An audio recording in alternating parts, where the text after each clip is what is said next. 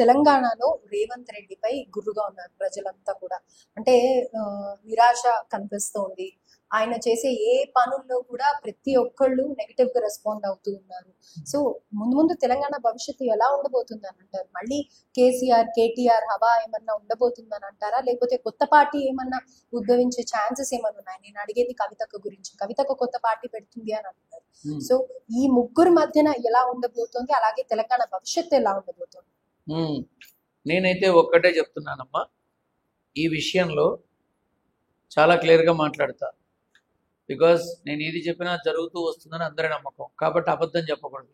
KCR CM కాడ నువ్వు రాసిస్తావా? నాకు నీ వల్ల అవుతుందా? కాదు.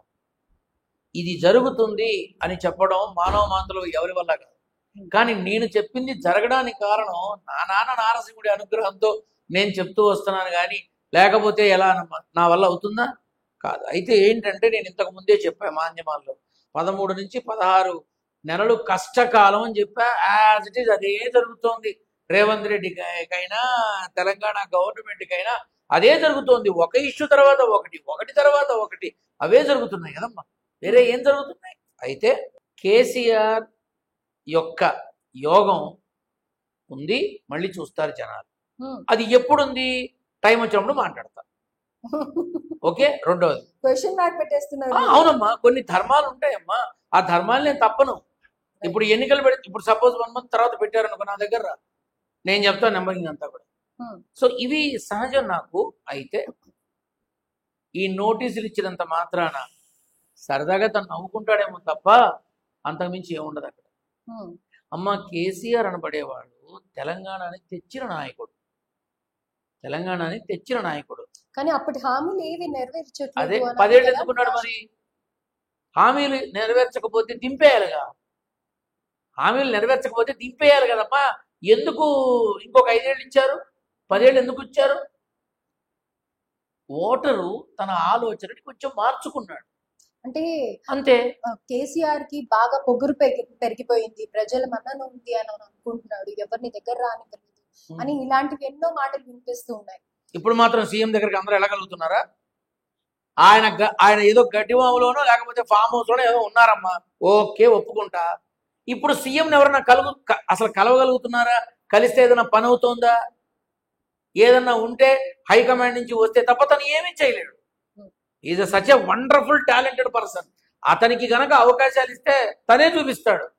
కానీ టైం సరిగా లేదు, ఎవరు ఏం చేయలేరు. ఇప్పుడు నువ్వు అన్నావు కొత్త పార్టీలు వస్తాయా అని. 1 2 వస్తాయమ్మా. అంటే సొంత కొత్త పార్టీలు నువ్వు కొత్త పార్టీలు అడిగావు, 1 2 వస్తాయి. నువ్వు చూస్తావు, ఖచ్చితంగా చూస్తావు. కానీ ఇది బీఆర్ఎస్ లో నుంచి వస్తుందా, కాంగ్రెస్ లో నుంచి వస్తుందా, అసలు కొత్తగా వస్తుందా వేచి చూడు. కానీ బీఆర్ఎస్ లో నుంచి వచ్చినా అది బీఆర్ఎస్ కి అండగానే ఉంటుంది తప్ప పక్కకి పోదు. రాజకీయంలో ఒకే ఇంట్లో 3 పార్టీల నాయకులు ఉంటారు. ఎందుకని? అదే ఇప్పుడు ఎవరు గెలిచినా కూడా 10 ముగ్గురు అనుభవిస్తారు. ఇప్పుడు ప్రశ్న అదే, 3వ పార్టీ వస్తుందా చెప్తున్నాగా. నువ్వు ప్రశ్నకి ముందే నేను జవాబిస్తే నువ్వు మళ్ళీ ప్రశ్న అడుగుతున్నావు. ఒకే కుటుంబంలో 3 పార్టీల నాయకులు ఉంటారమ్మా. 3 పార్టీల్లో ఒక పార్టీ ప్రభుత్వంలోకి వచ్చింది. ఇప్పుడు మిగతా ఇద్దరికి అధికారం ఉన్నట్టా లేనట్టా? అంతే కదమ్మా. కొడుకు ఐఏఎస్ ఆఫీసర్ అయితే తండ్రికి ఏమైనా కష్టమా? వాడిని చేసుకున్న పెళ్ళానికి ఏమైనా కష్టమా? వాడి కడుపును పుట్టిన పిల్లలకి ఏమైనా కష్టమా?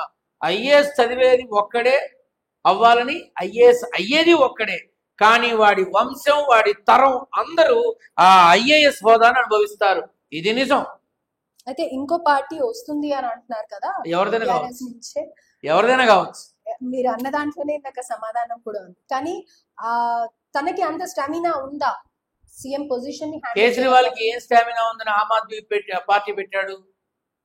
11 ఏళ్ల క్రితం ఏమి స్టామినా ఉందని కళ్యాణ్ బాబు జనసేన పెట్టాడు. ఏముందని పెట్టాడు?